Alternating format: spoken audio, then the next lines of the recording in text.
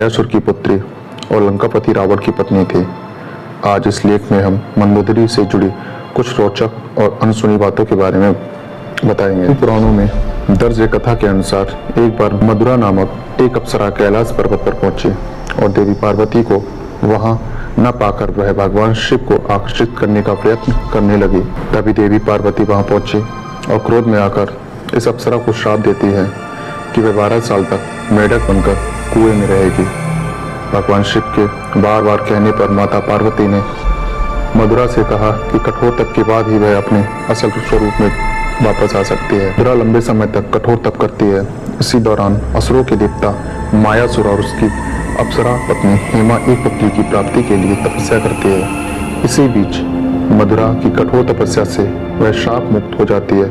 एक कुएं से मायासुर हेमा को मधुरा की आवाज सुनाई देती है। मायासुर मधुरा को कुएं से बाहर निकालते हैं और उसे बेटी के रूप में गोद ले लेते हैं। मायासुर अपनी गोद की पुत्री का नाम मंदोदरी रखते हैं। वह रावण मायासुर से मिलने आया और वहां खूबसूरत पुत्री को देखकर उस पर मंत्रमुग्ध हो गया। रावण ने मंदोदरी से विवाह करने की इच्छा जाहिर की, जिसे मायासुर ने अस्वीकार कर दिया, लेकिन रावण ने हार नहीं मानी और जबरन मंदोदरी से विवाह कर लिया। मंदोदरी जानती थी कि रावण अत्यंत शक्तिशाली है, इसलिए अपने पिता की सुरक्षा के लिए वह रावण के साथ विवाह करने के लिए तैयार हो गई। रावण और मंदोदरी के 3 पुत्र हुए, अक्षय कुमार, मेघनाद और अतिकाय। रावण बहुत अहंकारी था। मंदोदरी जानती थी कि जिस मार्ग पर वह चल रहा है उस मार्ग पर सिवाय विनाश के कुछ हासिल नहीं होगा। उसने बहुत कोशिश की ताकि रावण सही मार्ग पर चल सके, लेकिन ऐसा कुछ नहीं हुआ।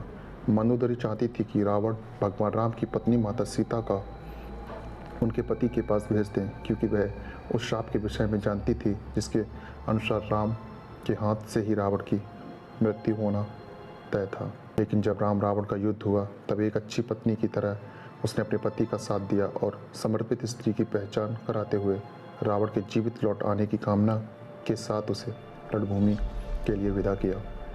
सोने की लंका की महारानी मंदोदरी रावण का एक ऐसा पात्र है जिन्हें कभी ठीक से नहीं जाना गया। उनकी पहचान हमेशा लंकापति रावण की पत्नी तक ही सीमित रही और रावण की मृत्यु के बाद उनका अध्याय भी जैसे समाप्त हो गया। बहुत कम लोग जानते हैं कि रावण के वध के बाद मंदोदरी के साथ क्या हुआ था। रावण के वध के बाद मंदोदरी रणभूमि पर पहुंचती है। यहाँ पति पुत्र के साथ साथ अपने रावण के वध के बाद मंदोदरी रणभूमि में पहुंचती है। यहाँ पति के पुत्र के साथ साथ अपने के शव देखकर शोक में डूब जाती है।